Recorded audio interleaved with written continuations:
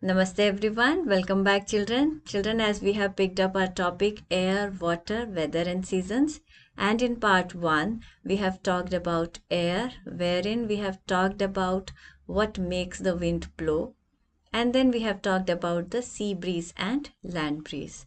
And today we'll pick up the topic water, wherein we'll try to understand the concept of evaporation and condensation and how these two processes they lead to the formation of water cycle in nature. And then we will talk about the various methods of purification of water and uses of water and how can we save water. So let us take up our topic air, water, weather and seasons part 2. So children, as we know that we have divided this topic into 3 parts. In our first part, we have talked about air, and today in this video session, we'll talk about water, where we will understand the concept of evaporation and condensation. Then we will talk about the water cycle, the methods of purification of water, and how can we save water. So first of all, we should know that nearly 3/4 of the earth's surface is covered with water. That means about 70% of our earth is covered with water. It is one of the basic necessities of life. Human beings, plants and animals all need water to live. And here I want to tell you that roughly 72% of our own body is made up of water. Now let us understand the 3 states of water. Water exists in 3 forms: ice, which is the solid form of water, water, which is the liquid form of water, and water vapor, which is the gaseous form of water. It changes one form to another on heating or cooling, and we know that water can be converted from one form to another either by heating or by cooling. And children, because of this property of water, there is a continuous movement of water between land or water bodies and air. And there are two main processes which are involved in the movement of water. These are evaporation and condensation, and both these processes occur naturally in nature. So let us take up the first process, that is process of evaporation. It is a process in which water changes into water vapor on heating. That means because of the heat of the sun, the water from various water bodies like seas, lakes, ponds, rivers, it is continuously converting into water vapor, and these water vapors they escape into the air. Water is present in the atmosphere in the form of water vapor. So all water vapors they escape into the air and they are present in our atmosphere, and we call it as humidity. So let us understand what is humidity. Amount of water vapor present in the air is known as humidity. When the weather is hot, more water gets evaporated, which makes the weather humid. And children, here you should know that there are various factors which help in the increase in rate of evaporation. So let us understand what are those various factors which help in the increase in rate of evaporation. So the rate of evaporation depends on following factors. So first we have the temperature or heat. Clothes dry up faster on a sunny day. So as you can see here in this picture, due to the heat of the sun, the water which is present in the wet clothes, it will start evaporating and the water will become water vapor, and these vapors will escape into the air. So this is the reason why the clothes dry up on a sunny day, because of the heat of the sun. So higher is the temperature, faster is the rate of evaporation. And then we have the wind speed. Clothes dry up faster on a windy day. So let us try to understand it through this diagram. When the water which evaporates in the form of water vapor, so what happens is these water vapor they start collecting just above the clothes. The wind in this case carries all these water vapors and reduce the chances of their being condensing and falling back on the clothes. So that is why we say that clothes dry up faster on a windy day. And the third factor that increases the rate of evaporation is surface area. Washing spread out on a clothesline will dry faster than those kept in a heap. So children, let us try to understand it through this picture. Say, if you will keep your washings to dry in a bundle or in a bucket or in a heap, do you expect it to dry fast? No, it will dry much faster if you will spread them nicely, as there will be more chances of water vapor to escape into the air. So that means larger is the surface area, faster is the rate of evaporation. And then finally we have the humidity. Water evaporates faster in places with less humidity. So what is humidity? We know humidity is the amount of water vapor present in the atmosphere. So if the air is already full of water vapor, it will reduce the rate of evaporation. But dry air or air with less humidity will accelerate the process of evaporation. So that was about evaporation, and now let us move on to the next process, which is condensation. It is a process in which water vapor changes into water on cooling. For example, water droplets are formed around cold water bottle. So children, as we know that air contains water vapor. So once these water vapor, they touch the cold surface of the bottle or the window pane, then they condense to form the water droplets. And here you should know that clouds are also formed by the process of condensation, and also the dew is formed by the process of condensation. So now let us understand what is dew.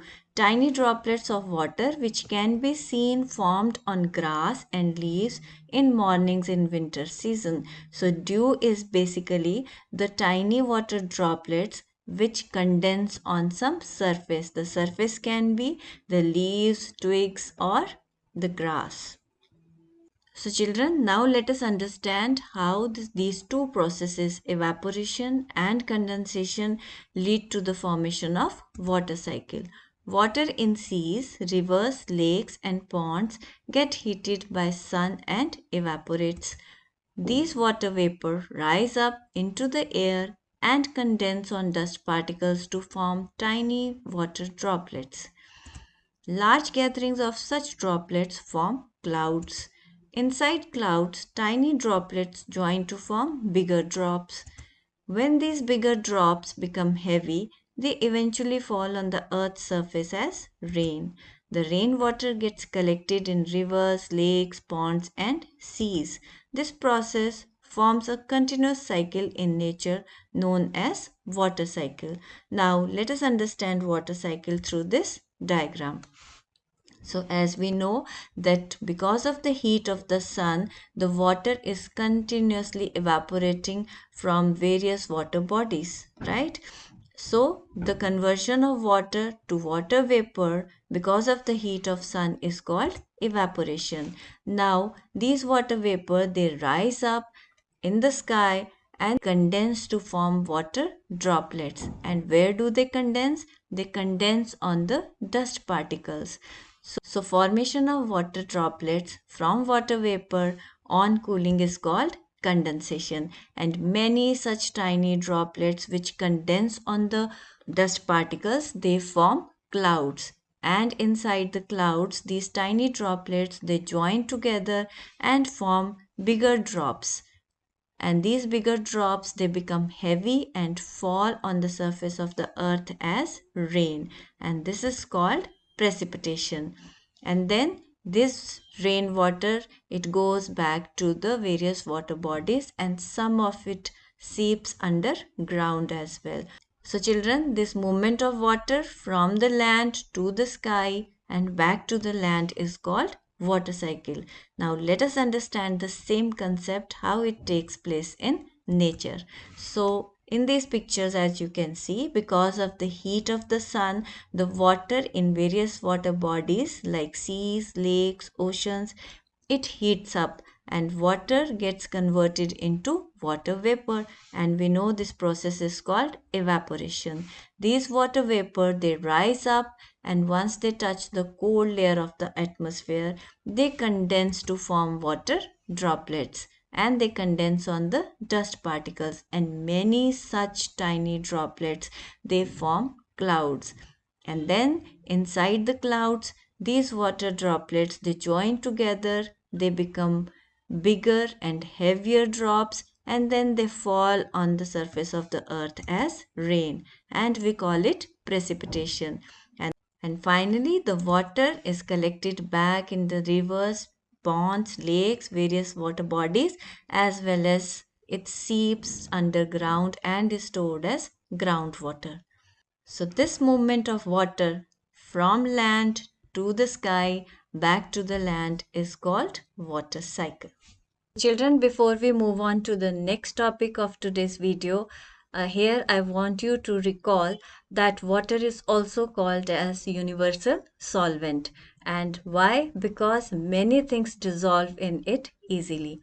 But due to this property of water, the water gets polluted very easily. That means the impurities, they get mixed with water very quickly, and that makes water unfit for human consumption. That means if we have to consume this water, we have to first purify it. And then there are different methods of purification of water so that we can use it. So now in next slides, we'll talk about the various methods of purification of water.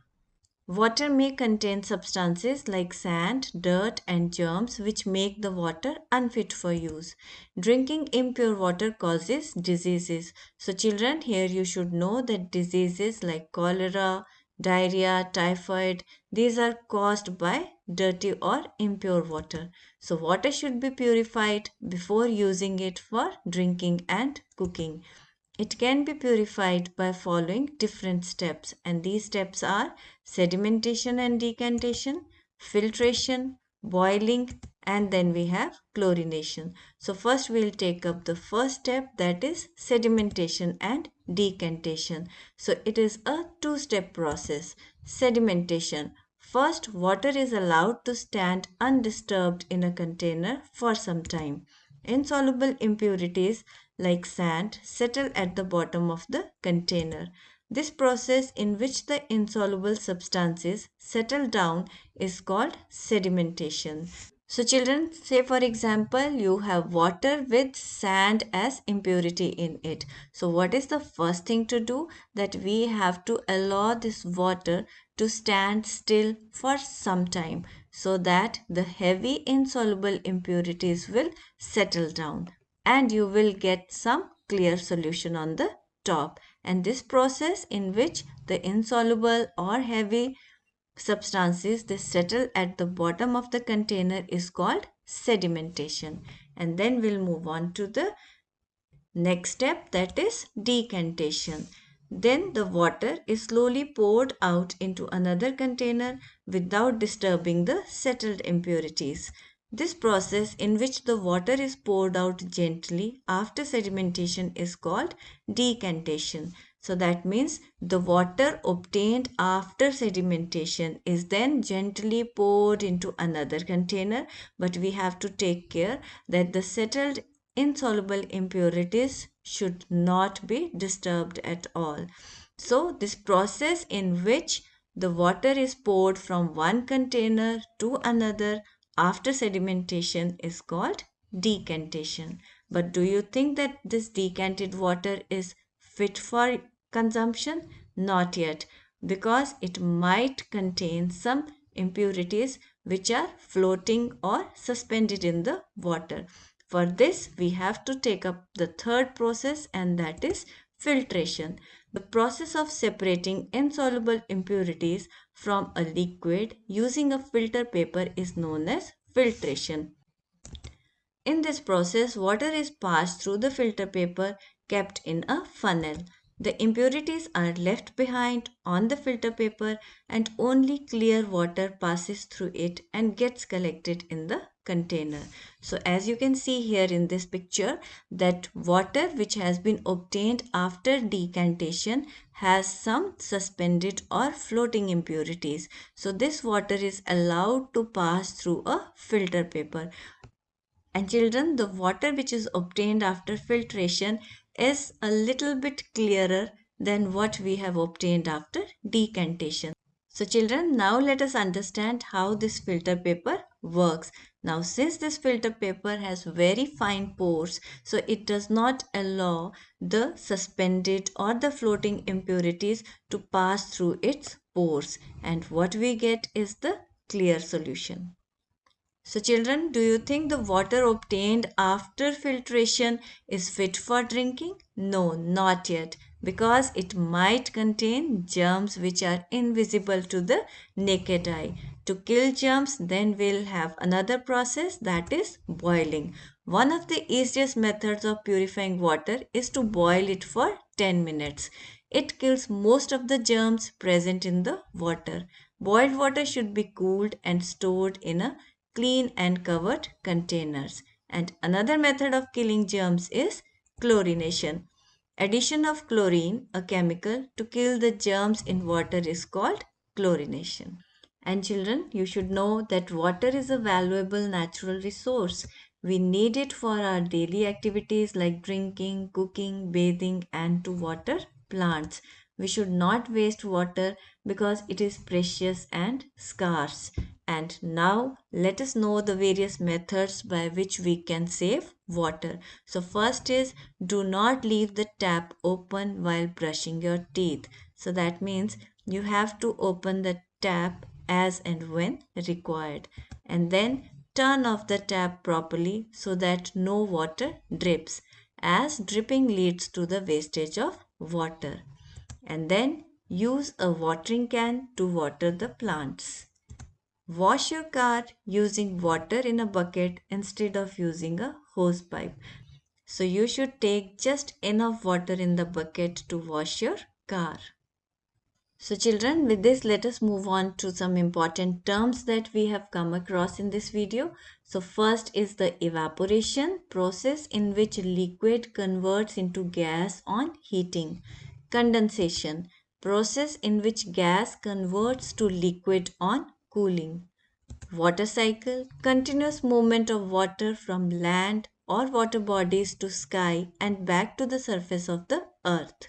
Humidity, amount of water vapor present in the atmosphere. Sedimentation, a process in which the insoluble substances in water settle down.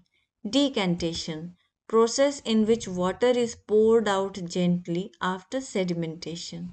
Filtration, process of separating insoluble impurities from a liquid using a filter paper. Chlorination, process of adding chlorine to water to kill germs. So children, with this let us move on to the recapitulation section. State whether the following statements are true or false. Boiling for 10 minutes is a method to purify water. That is true. Evaporation is conversion of solid to liquid. That is false because it is conversion of liquid to gas. Clouds are formed due to condensation of vapor. That is true. Water cycle is a continuous process in nature. That is also true. Chlorination causes diseases. That is false. Chlorination kills germs. Higher temperature leads to high humidity. That is true. So children, with this let us move on to the think and answer section. What is water evaporation? On what factors its rate depends? What is humidity? What is condensation? How is dew formed? What is water cycle? What are different methods of water purification? Explain any one in detail. What are different methods of saving water? So children, after going through this video, I hope you are able to answer these questions, but still if you have doubts, you may refer to the video slide numbers as given here. So children, with this we come to the end of today's topic, that is water, and in next video we'll take up the topic weather and seasons. So until then, take care of yourselves.